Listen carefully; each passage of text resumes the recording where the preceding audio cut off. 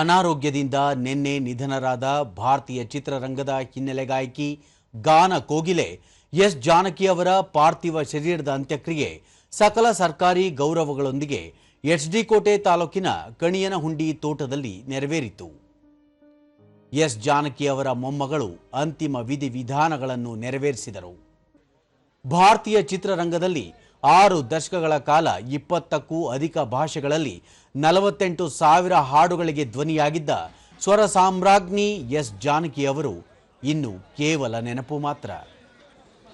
ಅಂತಿಮ ಸಂಸ್ಕಾರಕ್ಕೂ ಮುನ್ನ ಎಸ್ ಜಾನಕಿ ಅವರ ಪಾರ್ಥಿವ ಶರೀರಕ್ಕೆ ಚಿತ್ರರಂಗದ ಹಲವು ಗಣ್ಯರು, ಕಲಾವಿದರು, ಗಾಯಕರು ಅಂತಿಮ ಗೌರವ ನಮನ ಸಲ್ಲಿಸಿದರು.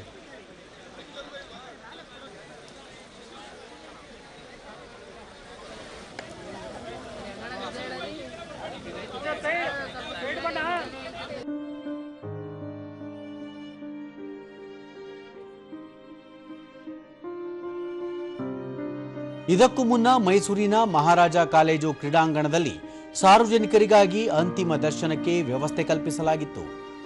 ಈ ವೇಳೆ ಚಿತ್ರರಂಗದ ಅನೇಕ ಗಣ್ಯರು, ಸಾರ್ವಜನಿಕರು, ಜನಪ್ರತಿನಿಧಿಗಳು ಎಸ್ ಜಾನಕಿ ಅವರ ಪಾರ್ಥಿವ ಶರೀರದ ಅಂತಿಮ ದರ್ಶನ ಪಡೆದರು.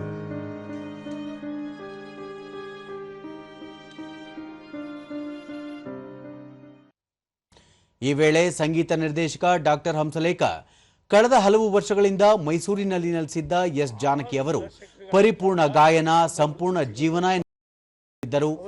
ಎಸ್ ಜಾನಕಿ ಅವರು ಕನ್ನಡ ನಾಡಿನಲ್ಲಿ ತಮ್ಮ ಕೊನೆಯ ದಿನಗಳನ್ನು ಕಳೆದಿದ್ದಾರೆ. ಅದೇ ರೀತಿ ಮತ್ತೊಬ್ಬ ಮೇರು ಗಾಯಕ ಡಾಕ್ಟರ್ ಎಸ್.ಪಿ. ಬಾಲಸುಬ್ರಹ್ಮಣ್ಯಂ ಮುಂದಿನ ಜನ್ಮದಲ್ಲಿ ಕರುನಾಡಿನಲ್ಲೇ ಹುಟ್ಟುವುದಾಗಿ ಹೇಳಿದ್ದರು.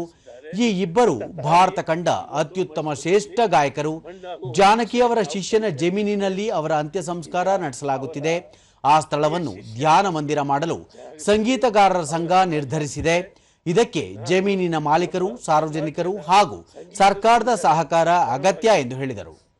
ಒಂದು ನಿರ್ಧಾರ ತೆಗೆದುಕೊಂಡು ಇವತ್ತು ಹೇಳ್ತಾ ಇದ್ದೀನಿ. ಆ ಶಿಷ್ಯ ಒಪ್ಪಿದರೆ, ಅವ್ರ ಕುಟುಂಬದವರು ಒಪ್ಪಿದರೆ, ನಾವು ಅಲ್ಲಿ ಜಾನಕಮ್ಮನವರ ಬೃಹತ್ ಧ್ಯಾನ ಒಂದು ಮೆಮೋರಿಯಲ್ ಅನ್ನು ನಿರ್ಮಿಸ್ತೇವೆ. ಅದಕ್ಕೆ ನಮ್ಮ ಸಂಗೀತದ ಸಂಘದ ಪೂರ್ತಿ ನೆರವೇರುತ್ತೆ. ಸಾರ್ವಜನಿಕರು, ಅವರ ಅಭಿಮಾನಿಗಳು, ಸರ್ಕಾರ ಇದ್ರ ಜೊತೆಯಲ್ಲಿ ಕೈಗೂಡಿಸ್ಬೇಕು ಅಂತ ನಾನು ವಿನಂತಿ ಮಾಡ್ಕೊತಾ ಇದ್ದೀನಿ.